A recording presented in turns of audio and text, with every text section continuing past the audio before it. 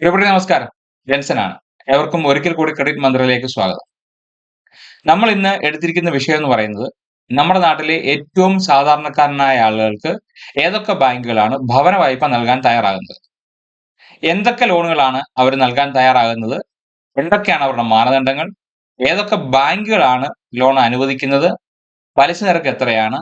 ഈ വിവരങ്ങളൊക്കെയാണ് ഇന്ന് ഡീറ്റെയിൽ ആയിട്ട് പരിശോധിക്കുന്നത്.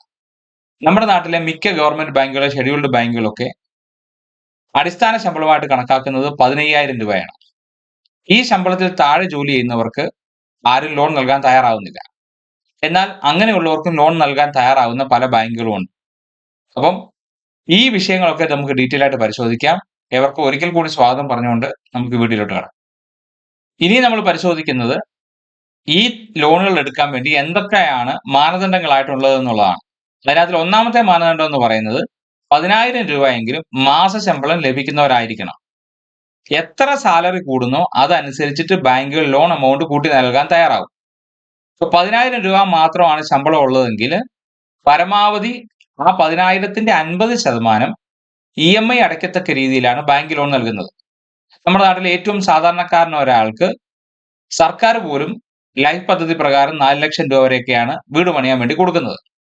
എന്നാൽ 10,000 രൂപ ശമ്പളമുള്ള ഒരാൾക്ക് അവർക്ക് 5 ലക്ഷം രൂപ വരെ ബാങ്കുകളിൽ നിന്ന് നേരിട്ട് ലോൺ എടുക്കാൻ പറ്റും വീട് പണിയാൻ വേണ്ടി. എന്നാൽ 30,000 രൂപ പ്രതിമാസം വരുമാനമുള്ളവർക്ക് ഏകദേശം 15 ലക്ഷം രൂപ വരെ ലോൺ എടുക്കാൻ പറ്റും വസ്തു വാങ്ങിച്ച് വീട് വയ്ക്കാനോ അതല്ലെങ്കിൽ വീട് പണിയാനോ വീടിന്റെ മെയിൻ്റനൻസിനോ അങ്ങനെ എന്ത് ആവശ്യമാണെങ്കിലും. അപ്പൊ ഈ കാര്യങ്ങൾ നിങ്ങൾ ശ്രദ്ധിക്കുക. അടുത്ത പലിശ നിരക്ക് എന്ന് പറയുന്നത് ബാങ്കുകളുടെ പലിശ നിരക്കിനെക്കാട്ടിൽ എപ്പോഴും കൂടുതലായിരിക്കും.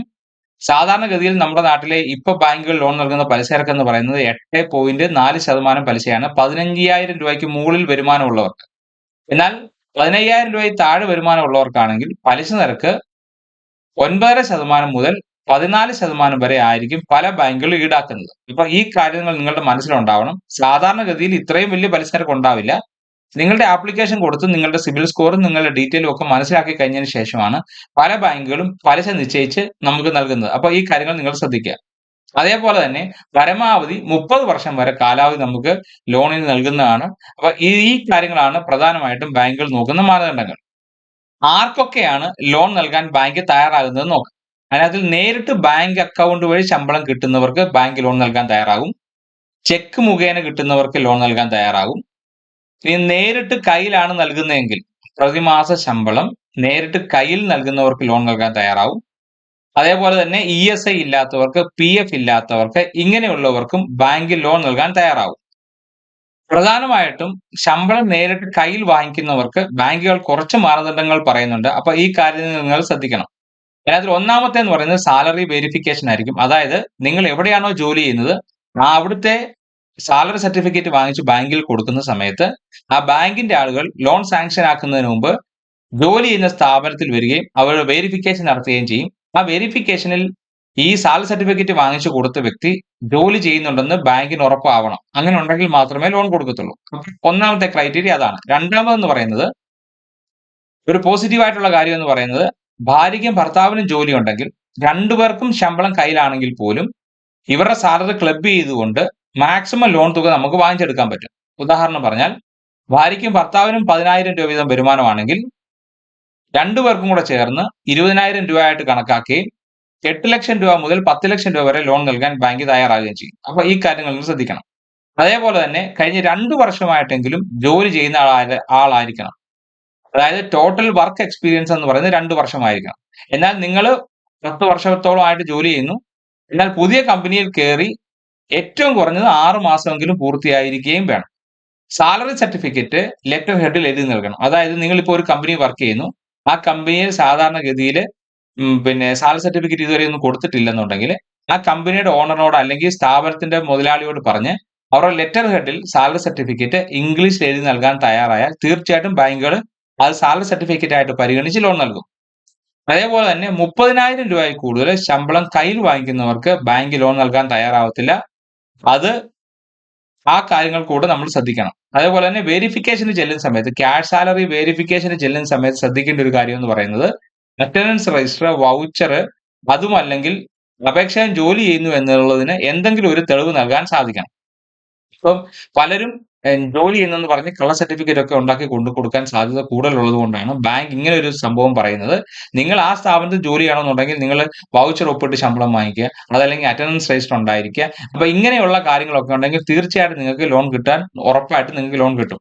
അതേപോലെ തന്നെ ക്യാഷ് സാലറി കേസിൽ ചിലപ്പോൾ ഗ്യാരണ്ടറെ ചോദിക്കാൻ സാധ്യതയുണ്ട്. പലപ്പോഴും ചോദിക്കത്തില്ല. ഒരു 90% സ്ഥലത്തും ചോദിക്കത്തില്ല. എന്നാൽ ബാങ്കിന് എന്തെങ്കിലും സംശയം തോന്നുവാണെങ്കിൽ ചിലപ്പോൾ ഒരു ഗ്യാരണ്ടറുടെ ചോദിക്കാൻ സാധ്യതയുണ്ട്.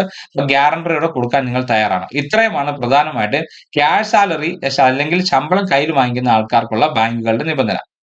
ബാങ്കുകൾ ലോൺ നൽകാൻ തയ്യാറാകുന്നത് സാലറി സർട്ടിഫിക്കറ്റ് കിട്ടുന്ന ആർക്കും ബാങ്കുകൾ ലോൺ നൽകാൻ തയ്യാറാവും.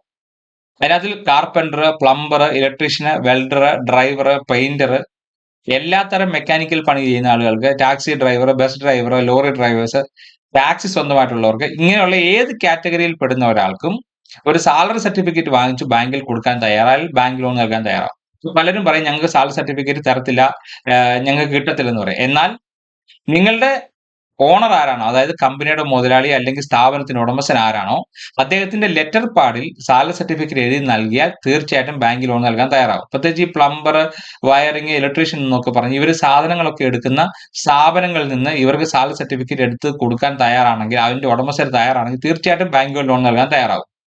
അതുപോലെ തന്നെ കടകളിൽ, ടെക്സ്റ്റൈൽ ഷോപ്പുകളിൽ, സാധാരണ ഷോപ്പുകളിൽ, കൺസ്ട്രക്ഷൻ സൈറ്റിൽ വർക്ക് ചെയ്യുന്നവർക്ക്, റൂഫ് വർക്ക് ചെയ്യുന്നവർക്ക്, ടെലികമ്മ്യൂണിക്കേഷൻ വർക്ക് ചെയ്യുന്നവർ, അങ്ങനെ ഏത് മേഖലയിൽ വർക്ക് ചെയ്യുന്നവർക്കും ഒരു സാലറി സർട്ടിഫിക്കറ്റ് നൽകാൻ തയ്യാറാണെന്നുണ്ടെങ്കിൽ, ഒരു സാലറി സർട്ടിഫിക്കറ്റ് വാങ്ങിച്ച് ബാങ്കിൽ കൊടുക്കാൻ തയ്യാറാണെങ്കിൽ നിങ്ങൾക്ക് ലോൺ കിട്ടും. അപ്പൊ ഈ കാര്യങ്ങൾ നിങ്ങൾ ശ്രദ്ധിക്കണം. അപ്പൊ പലരും പറയും ഞങ്ങൾക്ക് സാലറി സർട്ടിഫിക്കറ്റ് കിട്ടത്തില്ലെന്ന് പറഞ്ഞാൽ നിങ്ങളുടെ ഉടമസ്ഥൻ അവരുടെ ലെറ്റർ പാഡിൽ സാലറി സർട്ടിഫിക്കറ്റ് എഴുതി നൽകിയാൽ ലോൺ നൽകാൻ തയ്യാറാകുന്ന ബാങ്കുകളാണ്. ഏതൊക്കെ പ്രധാന ബാങ്കുകളാണ് നമ്മുടെ നാട്ടില് സാധാരണക്കാരനായ ആളുകൾക്ക് ലോൺ നൽകാൻ തയ്യാറാകുന്നത് നോക്കാം. അതിൽ ഏറ്റവും പ്രമുഖ ബാങ്ക് എന്ന് പറയുന്നത് ആക്സിസ് ബാങ്ക് ആണ്. ആക്സിസ് ബാങ്കിന്റെ തന്നെ ആശ ഹോം ലോൺ എന്ന് പറയും. ആശ ഹോം ലോൺ എന്ന് പറയുന്ന പ്രൊഡക്റ്റിന്റെ കീഴിൽ സാധാരണക്കാരായ എല്ലാ ആളുകൾക്കും ലോൺ നൽകാൻ തയ്യാറാകും. നിബന്ധനകൾ ഞാൻ ഓൾറെഡി പറഞ്ഞിട്ടുണ്ട്. പ്രതിമാസ വരുമാനം അല്ലെ പ്രതിമാസ ശമ്പളം 30,000-നും 10,000-നും ഇടയിലായിരിക്കണം. അങ്ങനെയുള്ളവർക്ക് ലോൺ നൽകാൻ തയ്യാറാകും. നിങ്ങൾ കഴിവതും ആ ബാങ്കിന്റെ എക്സിക്യൂട്ടീവിന് നേരിട്ട് ആപ്ലിക്കേഷൻ കൊടുക്കാൻ തയ്യാറാകുക. അങ്ങനെയുണ്ടെങ്കിൽ കാര്യങ്ങൾ വളരെ സുതാര്യമായിട്ട് നടക്കാൻ സാധ്യത കൂടുതലാണ്. രണ്ടാമത് പിരമിഡ് ഫിനാൻസ് ആണ്. പിരമിഡ് ഫിനാൻസ് എന്ന് പറയുന്നത് നേരത്തെ DHFL ഹൗസിംഗ് ഫിനാൻസ് ആയിരുന്നു. DHFL ഹൗസിംഗ് ഫിനാൻസിനെ ടേക്ക് ഓവർ ചെയ്ത് ഇപ്പോൾ പിരമിഡ് ഫിനാൻസ് എന്ന പേരിലാണ് കേരളത്തിൽ പ്രവർത്തനം നടത്തിക്കൊണ്ടിരിക്കുന്നത്. അവർ തന്നെ അഫോർഡബിൾ സെഗ്മെന്റ് ഉണ്ട്. ആ അഫോർഡബിൾ സെഗ്മെന്റിൽ ക്യാഷ് സാലറി ഉള്ളവർക്കും ലോൺ നൽകാൻ അവർ തയ്യാറാകുന്നതുകൊണ്ട് ഏറ്റവും കുറഞ്ഞത് 5 ലക്ഷം രൂപയും ഏറ്റവും പരമാവധി 25 ലക്ഷം രൂപയും വരെയാണ് ബാങ്കുകൾ ഈ ലോണുകൾ നൽകുന്നത്. അടുത്തതെന്ന് പറയുന്നത് പ്രമുഖ ബാങ്കുകൾ ഒന്നെന്ന് പറയുന്നത് ഇസാഫ് ബാങ്ക് ആണ്. ശമ്പളം കയ്യിൽ കിട്ടുന്നവർക്ക് ബാങ്കുകൾ ഇസാഫ് ബാങ്ക് ലോൺ നൽകാൻ തയ്യാറാവും. ഏറ്റവും കൂടുതൽ അവർ അഫോർഡബിൾ സെഗ്മെന്റ് പ്രത്യേകിച്ച് ഗ്രൂപ്പ് ലോണുകളൊക്കെ ചെയ്യുന്ന ഇസാഫ് ബാങ്കുകളാണ്. ഇസാഫ് ബാങ്കിന്റെ മറ്റൊരു പ്രത്യേകത എന്ന് പറയുന്നത് വഴി സൗകര്യം ഇല്ലാത്ത ആളുകൾക്കും ബാങ്കുകൾ ലോൺ നൽകാം. പ്രത്യേകിച്ച് 2 വീലർ എങ്കിലും മുറ്റത്ത് ചെല്ലുന്ന വഴി സൗകര്യം ഉള്ളവർക്ക് ലോൺ നൽകും. വഴി പൊതുവഴിയോ അതല്ലെങ്കിൽ വഴി അവകാശമോ അതല്ലെങ്കിൽ ആധാരത്തിൽ നമ്മളുടെ പേരിൽ വഴിയോ ആയിരിക്കണം. എങ്കിൽ മാത്രമേ അവർ ലോൺ നൽകത്തുള്ളൂ. അപ്പൊ ഈ കാര്യങ്ങൾ നിങ്ങൾ ശ്രദ്ധിക്കുക. ഇസാഫ് ബാങ്ക് ഏറ്റവും നല്ല ഓപ്ഷനുകൾ ഒന്നാണ്. അതേപോലെ തന്നെ മഹേന്ദ്ര ഫിനാൻസ്, എല്ലാവർക്കും അറിയാവുന്നത് പോലെ തന്നെ മഹേന്ദ്ര ഫിനാൻസ് നമ്മുടെ നാട്ടിലെ ഏറ്റവും സാധാരണക്കാരായ ആളുകൾക്ക് ലോൺ നൽകുന്ന സ്ഥാപനമാണ്. 3 സെന്റ് സ്ഥലം മുതൽ മുകളിലോട്ട് ലോൺ നൽകാൻ തയ്യാറാകും. പക്ഷേ ഈ ബാങ്കുകളുടെ എല്ലാം പലിശ നിരക്ക് സാധാരണ ഭവന വായ്പയിൽ നിന്ന് വ്യത്യസ്തമായിരിക്കും. അപ്പൊ നിങ്ങൾ ഒരു ആപ്ലിക്കേഷൻ കൊടുക്കുന്നതിന് മുമ്പ് തീർച്ചയായിട്ടും മനസ്സിലാക്കണം എന്തൊക്കെയാണ് അവരുടെ മാനദണ്ഡങ്ങളും പലിശ നിരക്ക് എത്രയാണെന്നും ചോദിച്ച് മനസ്സിലാക്കിയതിന് ശേഷം മാത്രമേ നിങ്ങൾ ആപ്ലിക്കേഷൻ കൊടുക്കാവൂ. നിങ്ങൾക്ക് ഓക്കെ ആണെന്ന് തോന്നുന്ന പലിശ നിരക്കാണെങ്കിൽ മാത്രം ലോൺ എടുക്കാൻ തയ്യാറാവും. അപ്പൊ ഈ കാര്യങ്ങൾ നിങ്ങൾ പ്രധാനമായിട്ടും ശ്രദ്ധിക്കുക. ഇത്രയും ബാങ്കുകളാണ് പ്രധാനമായിട്ടും നമ്മുടെ നാട്ടിൽ സാധാരണക്കാരായ ആളുകൾക്ക് ലോൺ നൽകാൻ തയ്യാറാകുന്നത്. പ്രിയപ്പെട്ടവരെ, ഇന്നത്തെ വീഡിയോ നിങ്ങൾക്ക് എല്ലാവർക്കും ഇഷ്ടമായെന്ന് വിശ്വസിക്കുകയാണ്. നിങ്ങളുടെ സുഹൃത്തുക്കള്, ബന്ധുക്കള്, സഹോദരങ്ങള് ഇവർക്കൊക്കെ ഈ വീഡിയോ ഉപകാരപ്രദമാകും. നമ്മുടെ നാട്ടിലെ പല ഗവൺമെന്റ് ബാങ്കുകള്, ഷെഡ്യൂൾഡ് ബാങ്കുകള്, പ്രൈവറ്റ് ബാങ്കുകളൊന്നും ഏറ്റവും സാധാരണക്കാരായ ആളുകൾക്ക് ലോൺ നൽകാൻ തയ്യാറാകുന്നില്ല. എന്നാൽ ഈ വീഡിയോയിലൂടെ നിങ്ങൾക്ക് മനസ്സിലായിട്ടുണ്ടാവും ഏതൊക്കെ ബാങ്കുകളാണ് നമ്മുടെ നാട്ടിലെ ഏറ്റവും സാധാരണക്കാരായ ജനങ്ങൾക്കും ലോൺ നൽകാൻ തയ്യാറാകുന്നതെന്ന്. അപ്പൊ ഈ കാര്യങ്ങൾ നിങ്ങളെല്ലാം മറ്റുള്ളവരിലോട്ട് ഷെയർ ചെയ്ത് എത്തിക്കുക. പുതിയൊരു വീഡിയോയുമായി അടുത്ത ദിവസം കാണാം. അതിന് നിങ്ങളുടെ പ്രോത്സാഹനങ്ങൾ ഞങ്ങൾക്ക് ആവശ്യമാണ്. ഞങ്ങളുടെ പേജ് ലൈക്ക് ചെയ്യുക, അതുപോലെ സബ്സ്ക്രൈബ് ചെയ്യുക, ഞങ്ങളെ മാക്സിമം സപ്പോർട്ട് ചെയ്യുക. ഫിനാൻസുമായി ബന്ധപ്പെട്ട് ഏറ്റവും സുതാര്യമായ കാര്യങ്ങൾ, അല്ലാതെ ചുമ്മാ തംബ്നെയിൽ മാത്രം ഇട്ട് ആളുകളിൽ വീഡിയോ എത്തിക്കുക എന്ന് പറയുന്ന ഒരു ചിന്തയല്ല ഞങ്ങൾക്കുള്ളത്. ഫിനാൻസ് മേഖലയിലെ കഴിഞ്ഞ 13 വർഷത്തെ എക്സ്പീരിയൻസ് തീർച്ചയായിട്ടും നിങ്ങൾക്ക് ഉപകാരപ്രദമാകുന്ന രീതിയിൽ വിനിയോഗിക്കാൻ തന്നെയാണ് എന്റെ തീരുമാനം. അപ്പൊ അതിന് നിങ്ങളുടെ പ്രോത്സാഹനം ഞങ്ങൾക്ക് ആവശ്യമാണ്. മാക്സിമം സപ്പോർട്ട് ചെയ്യുക. എല്ലാവർക്കും ഒരിക്കൽ കൂടി നന്ദി പറഞ്ഞുകൊണ്ട് നിർത്തുന്നു. നന്ദി, നമസ്കാരം. Thank you.